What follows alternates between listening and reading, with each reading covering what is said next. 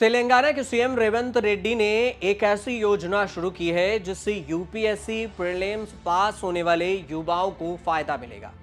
अब तेलंगाना सरकार ने राजीव गांधी सिविल अभ्यारण्य योजना की शुरुआत की है और इस योजना के तहत राज्य सरकार यूपीएससी प्रीलिम्स पास होने वाले उम्मीदवारों को 1 लाख रुपए भी देगी। मतलब ये तेलंगाना सरकार की तरफ से ऐलान किया गया है। इस योजना का मकसद यूपीएससी मेंस की तैयारी कर रहे उम्मीदवारों की मदद करना है। और अब यह भी जान लीजिए कि इस योजना का लाभ किसको मिलेगा।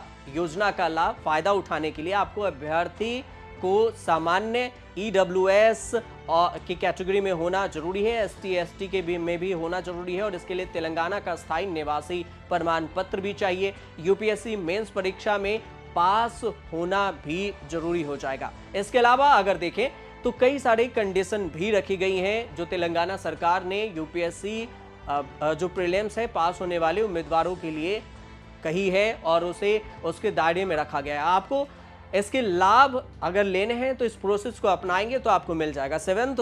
रेवंत रेड्डी का यह भी कहना है कि टीजीपीएससी एग्जाम में पेपर लीक की वजह से पिछले 10 सालों से बेरोजगार युवाओं को बहुत नुकसान हुआ, इसलिए उनकी सरकार बेरोजगार के समस्याओं को दूर करने के लिए ये योजना लाई है। रेवंत रेड्डी का यह भी दावा है कि सत्ता में आने के 3 महीने के भीतर 30,000 पद पर भर्ती की गई है और इस पर आदेश भी दे दिए गए हैं, कुछ पर बाकी है उस पर हो जाएंगे। ग्रुप 2 के लिए भी उन्होंने आदेश पारित कर दिया है।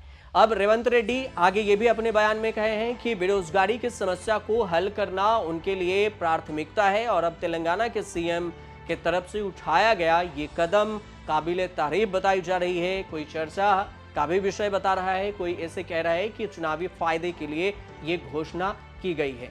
लेकिन अब ये भी समझिए कि सिर्फ तेलंगाना में ही ये स्कीम लागू नहीं है। आपकी जानकारी के लिए ये भी बता दें कि ये योजना तेलंगाना में पहला राज्य नहीं है। तेलंगाना से पहले बिहार सरकार ने भी 2023 में यूपीएससी प्रीलिम्स परीक्षा क्रैक करने पर उम्मीदवारों को प्रोत्साहन राशि देती है और 1-1 लाख रुपए हर उन्हें दिया जाता है। प्रोत्साहन राशि यूपीएससी मेंस परीक्षा की तैयारी के लिए दी जाती है। इसमें जनरल हो, ईडब्ल्यूएस के, पिछड़ा वर्ग, एससी एसटी और इसके अलावा खासकर महिला यानी कि लड़कियों को भी दी जाती है। तो ये कैटेगरी बनाया गया है बिहार के तरफ से भी। यहाँ सबसे खास बात यह है कि राज्य सरकार से ही नहीं, भारत सरकार की ओर से भी कोल इंडिया में माइनिंग स्ट्रीम भी है और इसमें से भी प्रोत्साहन राशि दी जाती है।